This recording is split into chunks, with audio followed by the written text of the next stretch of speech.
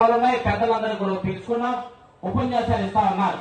కానీ బాబాసాహెబ్ అంబేద్కర్ అనే వ్యక్తి అసలు విగ్రహం పెట్టుకోవడానికి గల కారణం, అంబేద్కర్ గురించి మాట్లాడటానికి గల కారణం ఏంటనేది తప్పనిసరి విద్యార్థులందరూ కూడా గమనించాలి, పెద్దలు కాదు. ఎందుకంటే రానున్న కాలానికి తయారవలసింది మీరందరూ కూడా. మహిళా మనులు ఉన్నారు, విద్యార్థులు ఉన్నారు, అదేవిధంగా విద్యార్థులు ఉన్నారు. మీరందరూ కూడా అంబేద్కర్ ని ఎందుకు మనం ఆదర్శంగా తీసుకోవాలి? ఒక విషయాన్ని మీ అందరికీ కూడా తెలియపరిచి నేను ముగించేస్తాను. నాకు 2 నిమిషాలు ఇచ్చారు తమ్ముడు. బాబాసాహెబ్ అంబేద్కర్ అనే వ్యక్తి మనకులాగా మంచి ఇల్లు, మనకులాగా తినడానికి తిండి, మనకులాగా మంచి టీవీ, మనకులాగా మంచి బట్టలు లేవు.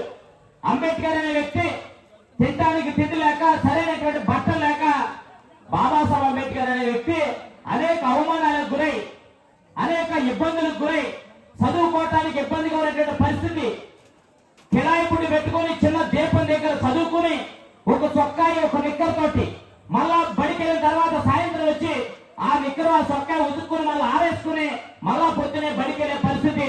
కానీ అంబేద్కర్ జ్ఞానాన్ని చూసి అగ్రవర్ణాలకు ఉండబడే బ్రాహ్మణ వ్యవస్థ కానీ, లేకపోతే ఈ కొల వ్యవస్థలో ఉన్నటువంటి మతోన్మాద శక్తులు కానీ, అప్పుడున్నటువంటి విద్యార్థులు కూడా బాబాసాహెబ్ అంబేద్కర్ ని పక్కకు రానివ్వలేదు, చదువుకోవడానికి అర్హత కల్పించలేదనే విషయాలు కూడా మనందరూ కూడా గుర్తుపెట్టుకోవాలి. ఆ అనసవేత్రం చెప్పినటువంటి బాబాసాహెబ్ అంబేద్కర్ ఈ సమాజంలో ఉన్నటువంటి నేను అనేక ఇబ్బందులు గురవుతా ఉన్నాను, నన్ను నాతో మాట్లాడలేదు, నన్ను ముట్టుకోవటం లేదు, నా పక్కన కూర్చోవట్లేదు. కానీ నేనే ఈ విధంగా ఇబ్బంది పడతా ఉన్నానంటే నా జాతులు అనేటువంటి లేదు అంటారు వర్గాలు ఉన్నటువంటి పిల్లలు ఇబ్బందులు ఏ విధంగా పడుతున్నారో అధ్యయనం చేసినటువంటి మహత్తరమైన వ్యక్తి బాబాసాహెబ్ అంబేద్కర్. అందుకనే బాబాసాహెబ్ అంబేద్కర్ జీవితాంతకాలం కూడా అధ్యయనం చేసుకుని జీవితాంతకాలం కూడా మన కోసం పనిచేశాడు. ఎవరి కోసం? మన కోసం పనిచేశాడు. ఎవరు మనం అంటే ఈ భారతదేశంలో ఇవాళ ఎస్సీలుగా బీసీలుగా మైనార్టీ వర్గాలుగా పిలువబడుతున్నటువంటి అస్పృశ్యులుగా అంటారు వారుగా ఊరికి బయట తినడానికి తిండి, ఉండటానికి ఇల్లు, కట్టుకోవడానికి బట్టలు అనేక అనగారిన వర్గాలు కలిగినటువంటి మన కోసం పనిచేసినటువంటి వ్యక్తి బాబాసాహెబ్ అంబేద్కర్. ఒక్క విషయం మీరందరూ కూడా గమనించాలి.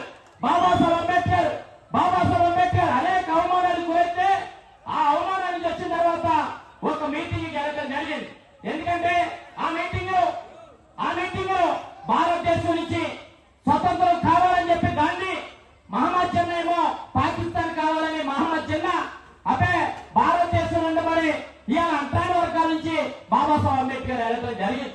బాబాసాహెబ్ అంబేద్కర్ ఈ ముగ్గురు కూడా అనేక సందర్భాల్లో డిస్కషన్ చేస్తున్నప్పుడు అడిగారు, అయ్యా మీరు ఏ ప్రతినిధికి వచ్చామంటే నేను భారతదేశ ప్రజల పక్షాన్ని వచ్చని చెప్పినటువంటి వ్యక్తి గాంధీ. ఇంకొక పక్క నుంచి ముస్లింల పక్కన అదేవిధంగా పాకిస్తాన్ దేశాన్ని మాకు ఎడగొట్టారని చెప్పినటువంటి వ్యక్తి మహమ్మద్ జిన్నా.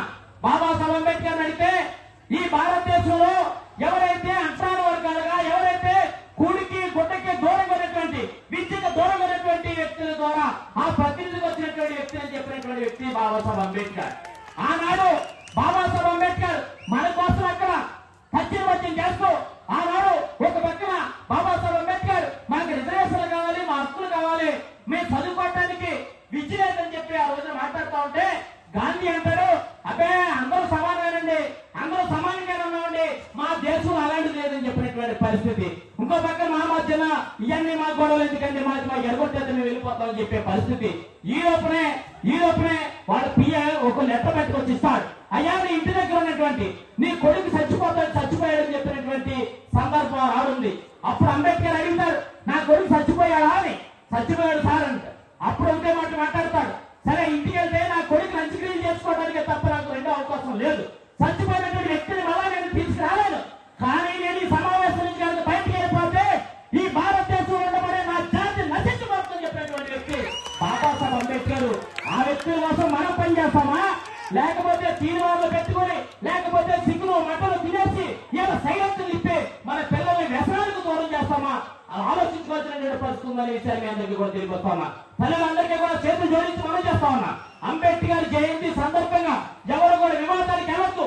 అంబేద్కర్ విజ్ఞానాన్ని పొందమన్నాడు, అంబేద్కర్ జ్ఞానాన్ని పొందమని చెప్పాడు. అంబేద్కర్ ఈ సమాజంలో ఉండబడే అనేక అంటాన్ని ఇబ్బందుల నుంచి బయటకు వచ్చినటువంటి వ్యక్తి మన కోసం పనిచేస్తే అంబేద్కర్ అధ్యయనం చేసి అంబేద్కర్ లాంటి ప్రతి ఒక్కరు కూడా మనం కూడా తయారవ్వాలని ఆలోచన ఉండాలని విషయాన్ని మీ అందరికీ కూడా తెలియవచ్చు. అంతేకాకుండా మళ్ళా వచ్చే సంవత్సరానికల్లా ఈ రాష్ట్ర ఏదైతే ర్యాలీలు ఇవన్నీ కాకుండా ఒక మంచి సభా కార్యక్రమాన్ని ఏర్పాటు చేసి మీరందరూ కూడా ఆ మీటింగ్ లో మాట్లాడే పరిస్థితి ఉండాలనే విషయాన్ని కూడా మీ అందరికీ కూడా తెలియపరుస్తూ పిల్లలందరూ చదవాలి. బాబాసాహెబ్ అంబేద్కర్ తినడానికి తిండి లేని స్థాయిలో చదువుకుని స్థాయికి వచ్చి భారత దేశానికే కాదు ప్రపంచ దేశానికి ఆదర్శంగా నిలబడ్డాడు. కానీ మనకి ఇలా అన్ని సౌకర్యాలు మన తల్లిదండ్రులు అవమానాలు కూడా ఇబ్బందులు పడి ఇలా నిజంగా కూలి పనులు చేసుకుని లేకపోతే కొయితెళ్ళి ఎక్కడెక్కడ అవమానాలు గురై మనం చదివిస్తా ఉంటే మనం ఇలా పాగులకు బానిస అయిపోయి ఇలా డీజేలకు బానిస అయిపోయి ఇలా పెద్ద పెద్ద వెహికల్స్ కొనుక్కుని ఆ వెహికల్స్ మీద యాక్సిడెంట్లకు ఇబ్బంది పడుతున్నాం అనే విషయాలు కూడా మీ అందరికీ కూడా చేతులు జోడించి నమస్కరిస్తూ ఇది కాదు అంబేద్కర్ కోరుకున్నది.